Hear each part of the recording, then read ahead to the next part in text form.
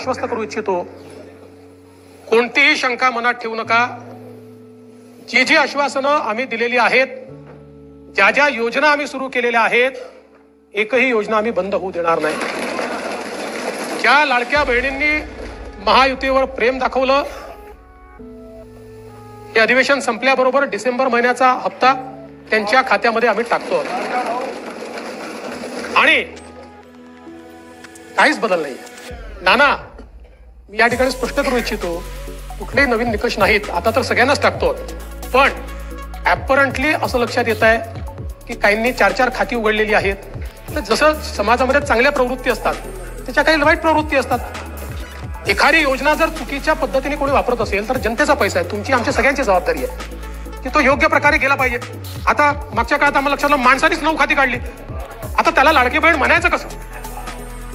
पण लाडका भाऊ म्हणू शकत नाही, कारण बहिणींच्या पैशावर डल्ला मारतो तो लाडका भाऊ कसा? त्यामुळे असे जे आहेत,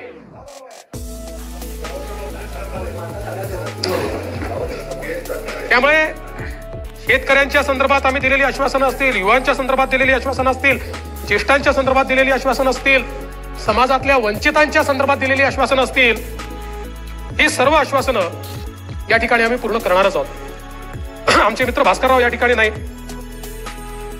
पण माझे सरकार याच्यावरच त्यांना परवा आक्षेप होता. आता असे फार हुशार आहेत ते, इतके वर्ष त्यांनी राज्यपालांचं भाषण देखील ऐकलेलं आहे.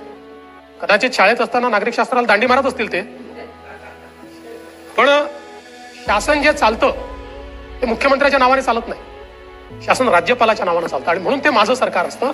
म्हणून राज्यपालांनी माझं सरकार म्हटलेलं आहे. तथापि माझे मित्र भास्करराव नसल्यामुळे मी त्याच्यावर जास्त या ठिकाणी बोलणार नाही. खरं म्हणजे हे जे अभूतपूर्व अशा प्रकारचं मॅन्डेट आम्हाला मिळालं,